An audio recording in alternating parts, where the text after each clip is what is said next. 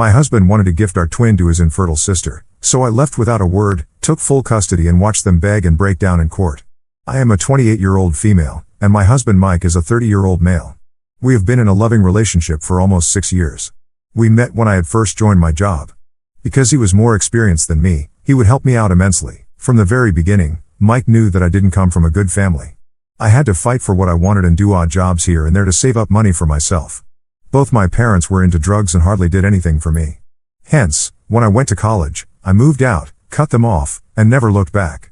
They would sometimes try to get in touch with me if they needed any money, and because of that, I had changed my number and address several times. When I started working with Mike, he was exceptionally kind and sweet to me.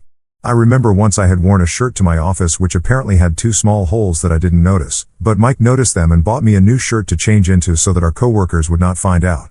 When it rained or snowed, he would pick me up from my place even though my place was more than an hour away from his, because he knew I had to walk a lot to get the bus. I would sometimes skip lunch, not just because I wanted to save money, but also because while growing up, I never had enough to eat 3 proper meals a day, so it had become quite a habit as an adult. However, Mike would always bring me lunch and insist on eating with me to make sure that I was properly fed. Like I said, my husband was sweet to me, and it didn't take long for me to fall in love with him. The only flaw in our relationship was his family. For some context, Mike comes from an exceptionally wealthy family, the sort of family where you have multiple cars, a vacation home, and you go for cruise vacations during the summer. He and his sister went to private school and never had to worry about paying anything themselves. In fact, his dad has told him several times why he was even doing a job, because the kind of money they have can set him up for life. But Mike insists that he likes his job and wants to live life with a purpose. Anyway, when Mike introduced me to his family, he had told me that they could be cold and unwelcoming, but they would eventually warm up to me. I went to meet them for the first time keeping this in mind. I wore my best dress and heels and made sure to present myself in the most polite and respectful manner possible. His father greeted me politely, while his mother didn't even bother shaking my hand. His sister Kayla looked me up and down and smirked as if I looked like a clown. I felt so humiliated, but I thought of what Mike had told me and let it slide. Throughout the evening, I tried my best to engage in conversation and to show genuine interest in their lives and interests. I complimented his mother's cooking and praised his father's choice of decor and his collected art pieces. However, every time I said something good about his art, his mother would scoff and comment something like, "As if someone like you would know anything about art." Now, I did grow up poor, but that doesn't mean that I wasn't interested in art, so her comments seriously hurt me. Mike would squeeze my hand every once in a while, pleading with me to keep my cool. When it came time for dinner, his mother insisted that I should be seated away from Mike since she and Kayla wanted to be near him. I sat next to my father-in-law, and he was quite open-minded and polite, so we had a good conversation throughout the evening. Kayla and my mother-in-law were fawning over Mike and completely ignoring me. The 3 of them were busy having conversations with each other. At one point, Kayla knowingly started talking about one of Mike's exes whom she was still friends with. She said how the ex is apparently looking the best that she has ever looked and started showing Mike pictures of that girl in bikinis from their recent trip. Mike told his sister to stop, but Kayla laughed at his discomfort and told him that he could always slide into the ex's DM if he wanted to, because apparently she still has a soft corner for him. I was growing increasingly uncomfortable, and I guess my father-in-law noticed that too, so he asked Kayla to stop talking as well. However, his efforts were met with resistance from Mike's mother, who seemed to take offense at his interference. I was so uncomfortable with their whole family dynamics that when Mike excused himself from the table and asked me to come with him so he could show me his childhood room, I was grateful to escape the awkward situation. I followed Mike out of the dining room and up the stairs to his childhood sanctuary. Later in his room, Mike apologized to me about his sister. He told me that she had always been this way, even when they were growing up, and would always push him to date one of her friends, telling him how he should marry someone only she was comfortable with. I could sense that he was genuinely apologetic, so I let it go and informed him it was best that we left. He agreed. It wasn't until later, as we were saying our goodbyes, that Mike's father pulled me aside. His expression softened, and he admitted that he had been skeptical of me at first, but my sincerity and efforts to connect had won him over. He apologized for his initial coldness and assured me that I was welcome in their home any time. He told me not to take my mother-in-law's and Kayla's words to heart and that he was happy Mike had found someone like me. I felt relieved after hearing those words. Ever since then, I knew it would take a lot of effort for me to impress my mother-in-law and sister-in-law if I ever wanted to be accepted by them. However, the situation never changed. As Mike's and my relationship progressed, his mother and sister would continuously dissuade him from dating me. I remember once, for my birthday, Mike and I were supposed to go on a long drive to the beach where we would be having a romantic picnic. I was really excited to spend the day with him. However, in the morning, his sister called him, telling him how she needed to see him urgently since something had happened to her. He let me know, and I immediately asked him to go and visit her because we really believed her. However, it turns out she had just called him as a prank, and there was in fact nothing urgent. She insisted on him staying for the day, and when he refused, telling her that it was my birthday and he wanted to spend the day with me, she laughed and told him that it was exactly why she had called him. So he had an excuse not to spend the day with me. Mike was so pissed at her that he stopped talking to her for months after that. His sister would then angrily send me texts calling me various names and telling me that she wanted to kill me because I was coming between her and her brother. I would of course show these messages to Mike, and this would make him more pissed. It was only later that year at Christmas, after my mother-in-law intervened, that Mike agreed to forgive Kayla. However, she never once apologized to me for all the harassment. When Kayla got married young to her then boyfriend Joe, she refused to invite me to her wedding, telling Mike how he could instead come to her event single and meet some of her friends. Mike refused to go without me, so in the end, she had no choice but to include me in the guest list for her wedding. I wore a long pink floor-length dress that Mike and I had picked out for me, since this was a grand event and we were all supposed to dress well. He did tell me how incredibly beautiful I looked, and during my sister-in-law's event, several other guests including my father-in-law complimented me as well. Kayla later confronted me about how I had ruined her wedding by upstaging her, even though other guests also wore floor-length dresses. She yelled at me and Mike, claiming I had knowingly dressed that way to get all the male attention. Mike tried to pacify her, telling her how that was not our intention, but Kayla refused to listen. She got even nastier to me after that incident. Over the years, my mother-in-law and sister-in-law have insulted my appearance, telling me that I look poor, calling me a fat pig when I gained a couple of pounds, making fun of me and my family background in front of their family friends, and overall have never changed their distaste for me no matter how much I have tried to stay polite. Hence, during the 4th year of my relationship with Mike, I stopped trying altogether, as their behavior was starting to affect my self-confidence, and there were only so many shots I could take about my appearance. I had a long conversation with Mike and put my foot down. I stopped going with Mike for his family dinners or family events and never responded to my sister-in-law's and mother-in-law's messages anymore. I ignored them just the way they had ignored me over the years, and my mental health significantly improved. Mike understood and supported my decision, even though my mother-in-law told him that I was being disrespectful for not visiting them anymore and that I was not worthy enough to get married to him. However, despite what his family thought, last year Mike proposed to me. The proposal was a moment of pure joy and love. He had prepared everything for the day and was so nervous when he popped the question. I had no doubt in my mind when I told him yes. Later, when he told his family about it, his father congratulated us, while his mother simply told him that she hoped he had given this a lot of thought, otherwise, he was going to regret it. Mike asked her not to be rude since she was on speaker, and then she begrudgingly congratulated me also. I guess she finally accepted that she had no choice and that I would be a part of her son's life moving forward. When Kayla found out, she had a much stronger reaction. She apparently told Mike that he needed to get a prenup with me, telling him how poor people like me can suck the money out of anyone. That was not only offensive, but it shocked Mike as well to realize how low his sister thought of me. He told her firmly that if she didn't like the fact that he was getting married to me, then she was welcome not to attend. Kayla and he fought a bit more, and Kayla even called me a bloodthirsty gold digger. However, 2 days later, she sent me a text message apologizing to me for everything, and I thought maybe she and my mother-in-law had talked and understood that there was nothing that she could say or do at this point to keep her brother away from me. I did tell Mike that I would be open to signing a prenup before our marriage because I wasn't marrying him for the money. I was marrying him because he was kind and supportive of me, and that is all that I have wanted in my life. I had a good job, and I was happy with what I had, so I didn't need anything more from him. Mike assured me that he knew my heart and he was never going to ask me to sign a prenup. As the wedding was approaching, I wanted to look my best, so I started to work out rigorously. I would sometimes post after gym selfies on my social media, and they were perfectly appropriate pictures. I never posted any racy pictures. However, one weekend, Mike came back home after his family dinner and told me how Kayla and his mom had told him that I must be cheating on him since I was knowingly posting all these pictures to get attention from other men. He went on to say how he stood up for me and told them that he didn't mind the pictures, but Kayla told him that this is how women start to cheat on their partners, which then made him think. He asked me up front if I was cheating on him, and I was taken aback by his question. I firmly told him no and how I was even offended that he would ask me such a question.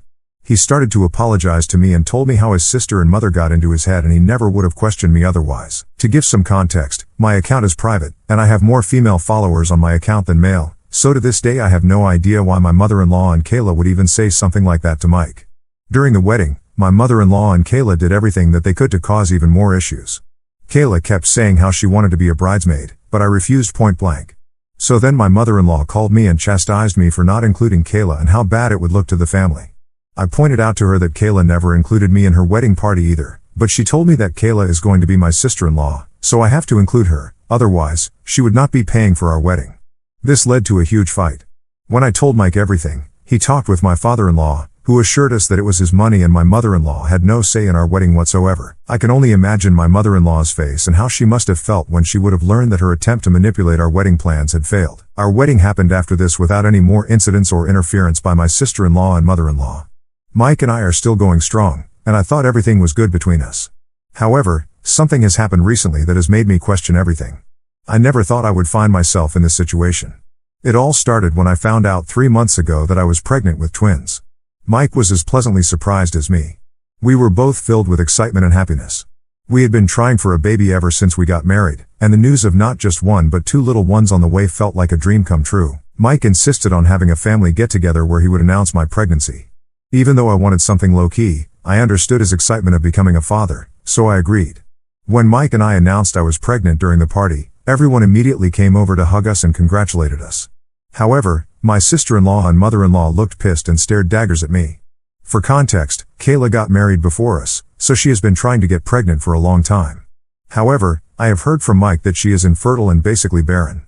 She and her husband Joe have tried everything but to no success. Mike, Joe, and my father-in-law have tried to convince my sister-in-law to adopt if she wants children so much, but Kayla refuses to listen. She says she doesn't want to raise a kid from the streets. So I guess she was not happy when she found out that I had gotten pregnant. I was aware of my sister-in-law's personal issue, and it was also one of the reasons why I didn't want to make the announcement in front of everyone, because regardless of my equation with her, I did sympathize as a woman for her condition. When Mike's relatives started to ask about the baby shower and if we knew the baby's gender and such, Kayla burst out crying in front of everyone. She rushed into the washroom and locked herself there. As you can imagine, everyone's mood immediately soured. Mike and my mother-in-law begged her to open the door, but Kayla refused. After 30 minutes of them begging, Kayla came out with red puffy eyes. She looked at me directly and told me that I should have talked to her first before making the announcement since she couldn't have a child of her own. I tried explaining to her that I never intended to make her feel bad, but she ignored me and walked out of the party with Joe. My mother-in-law later chastised me about how selfish I am and how I always make everything about me without caring about other people's feelings. After the party, Mike did apologize to me and assured me that he would talk to my mother-in-law and Kayla and make sure that they would know that this was all his idea and he never thought that our announcement would hurt his sister so much. I still feel bad about Kayla, but my husband assured me that it wasn't my fault at all. The next weekend, when he went to his parents' place for dinner, I stayed behind as usual since I wanted nothing to do with his family conversations. I have no idea what they talked about, but Mike came back home telling me how he had ended up apologizing to Kayla since she was really hurt about everything. He recounted how Kayla had shared the emotional toll of her struggles, detailing the countless medical tests and sleepless nights spent in tears for years. As he spoke, I couldn't help but feel a pang of guilt. Despite the tensions between us, Kayla was still family, and the thought of her suffering weighed heavily on my conscience. I realized that beneath the facade of resentment and animosity, there was a woman who was hurting and in need of compassion. Mike told me how I should reach out to her, and I agreed. I messaged Kayla and apologized to her for not giving her a heads up about my pregnancy before the party. I told her that I wanted to resolve things between us before my twins were born so that we could start fresh as a family. To my surprise, Kayla responded with unexpected warmth and understanding. She thanked me for reaching out and acknowledged her own role in our strained relationship. She expressed her genuine happiness for my pregnancy and reassured me that she wanted nothing more than to mend our relationship and be supportive during this special time. Kayla offered to throw a baby shower for me when the time came, telling me how she has never had a chance to do it for anyone, so she would love to organize one for me. I graciously agreed. In the months leading up to the baby shower, I noticed that both Kayla and my mother-in-law were unusually kind and sweet to me. They would regularly call me asking about my health and send me flowers with cards that said, "Hope Mama Bear is feeling okay or can't wait to see the twins." It was definitely surprising and a bit unsettling because up until that point, our relationship had been strained to say the least. Suddenly, both Kayla and my mother-in-law were acting completely out of character, showering me with love. It felt like a sudden shift, and I couldn't shake the feeling of unease that accompanied it. However, I thought maybe they were making an effort to mend things between us before the twins were born. I never imagined there could be anything sinister behind it. Despite my suspicions, I tried to remain optimistic and hope that maybe we were turning a new leaf as a family. Mike continued to visit his family for dinner every weekend, and everything seemed fine on the surface. On the day of my baby shower, I was surprised to see that Kayla had actually listened to all my suggestions and kept them in mind while organizing the event. The event was everything I hoped for and more, with friends and family gathered to celebrate the imminent arrival of our twins. Unlike typical baby showers, the men of the family were invited to the event also. My father-in-law had brought multiple gifts for the twins. We were all having a lot of fun and playing baby shower games throughout the afternoon. Kayla was polite while engaging with the guests and ensuring that everything ran smoothly. During the middle of one of our games, I had to excuse myself to go to the washroom. After I finished my deed, I was just coming out of the washroom when I heard my husband and mother-in-law furiously arguing in the hallway in hushed tones. Curiosity piqued, I paused for a moment, straining to hear their words. They didn't know I was listening. At first, I thought it was just innocent chatter, maybe about baby names or nursery decor, but as I listened closer, my heart sank. My mother-in-law was asking my husband if he had had a conversation with me yet regarding their plan with the twins. Mike told her to lower her voice since someone could hear, but my mother-in-law told him that the time was coming near and he needed to man up and talk to me. Mike told her that he was working on it and that it wasn't an easy conversation to have. My mother-in-law then told him that he needed to have this discussion before the twins were born, otherwise, they wouldn't be able to give one of the twins to Kayla on time for her 27th birthday. She told him how he had already agreed to his sister-in-law's demands and had no way out since she had been looking forward to being a mother for months now. My eyes widened in shock as I processed these snippets of conversation I had overheard. My heart raced with a mix of disbelief and growing dread as the gravity of their discussion sunk in. The realization hit me like a ton of bricks. They were discussing giving one of our twins away to my sister-in-law as a birthday gift. I couldn't believe what I was hearing. It felt like a punch to the gut. I stood there frozen as they continued to talk about their plans as if it was the most normal thing in the world. My mind raced with a million thoughts and emotions: anger, hurt, sadness, but most of all, betrayal. I had thought my husband, mother-in-law, and sister-in-law were happy about our pregnancy, about our twins, but now I realized that their happiness wasn't because of our growing family. It was because of their twisted plan to give away one of our babies. At that moment, I felt like I didn't even know my husband anymore. How could he betray me like this? How could he even consider giving away our child? Our babies were not gifts to be given away, they were our children, our flesh and blood. I waited patiently for them to finish their conversation. I didn't want to be caught, and then I slowly walked out of the bathroom. I was shaking in fear and anger, however, I held it together as best I could in front of others. Since the baby shower, I've been racking my head to come up with a plan so I can escape this situation as fast as I can. I can't endanger my twins in the future. This family is crazy, and I can't even trust my husband anymore. I want to scream at him every time I see him, but I'm trying to pretend that all is well so I can work on my escape plan. However, because of my pregnancy hormones, I am a bit worried that I will be the asshole for leaving my husband without even asking for an explanation. I don't mind being a single mother, but should I give the father of my children a chance to explain himself before tearing apart the family? I read through all the comments, and I have made up my mind now. I want to assure you that I will never let anyone take away my baby from me. I have reached out to my best friend of many years, and I have asked for her help. She is as shocked as I am that my husband could plan such a thing with his family. She has agreed to come and help me move my things so that I can live with her while I file for divorce from my husband. Tonight is the last night I will stay in the same house as Mike, and tomorrow I will leave without a note or an explanation because he doesn't deserve one. As I mentioned before, I made the decision to file for divorce from Mike after overhearing his conversation with his mother about their plan regarding our twins. It was a heartbreaking decision, but I knew it was the right one for me and my babies. With the help of my best friend, I gathered all my belongings and left our house while Mike was at work. It was a difficult and emotional moment when I walked out of the doors, as I never imagined a day would come when I would leave my husband, but I know I have to prioritize the safety and well-being of myself and my unborn children. I've since filed for a divorce. Even though Mike has tried to reach out to me multiple times, I haven't blocked him as I do want to be cordial to him until the divorce is done. Since Mike has no idea that I overheard him with his mother, he has sent me several text messages accusing me of betraying him and claiming that his family was right all along. I haven't sent him a single explanation because I know no matter what I say, he and his family will try to gaslight and manipulate me. So for now, they can think whatever they want. The truth will come out during the divorce proceedings. I have blocked my sister-in-law and mother-in-law. Although I do feel a bit guilty about not answering my father-in-law's calls, I have no idea whether he was involved in this plan or not, so I can't take any chances. I have spent the last few days just crying while my best friend has sat with me and never left my side. She has assured me that I am not a bad mother for leaving such a man and has tried to lessen my guilt. Since I will be a single mother from now on, I plan on going back to work as soon as I can. My best friend, who works from home, has agreed to babysit my twins when I do join the workforce. However, I have insisted on paying her for her time, as babysitting twins won't be easy. I know this isn't a solid plan, and I wish I had reliable parents who could help me out in this situation, but unfortunately I don't. Also, my best friend will only help me look after the kids until I can get my divorce from Mike, so then with the child support, I can hire a proper nanny. I know it won't be easy, but I am determined to create a safe and loving environment for my twins. I am grateful for the support and encouragement I have received from all of you during this challenging time. A lot of things have happened since then. First of all, I have given birth already, and now I am the proud mother of my beautiful twins, Jackson and Vinny. I was so nervous before giving birth, but the moment I held my beautiful twins in my arms for the first time, all of my worries melted away. They are my everything, and I am glad that I took them away from that crazy family. My divorce from Mike was finalized, and despite his pleading, he was not granted custody of the children. He did find out during the proceedings exactly why I had left him, and he was shocked that I had found out about his plan. He tried to apologize to explain himself, telling me how he was compelled and pressured by his family every day and how he had no choice, but I was further disappointed with his cowardice. It turns out the father-in-law did know about everything, and although he had tried to dissuade my sister-in-law and mother-in-law, no one had listened to him. I am so disgusted by this family that I have felt no remorse since divorcing Mike.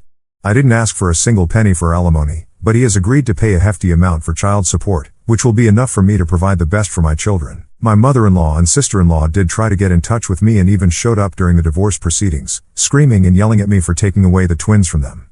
They told me how they could have provided my children with everything and that I was a bad mother for being so selfish in the end, and they had to be restrained by the guards. I'm glad that they embarrassed themselves publicly because it helped me get a restraining order against them.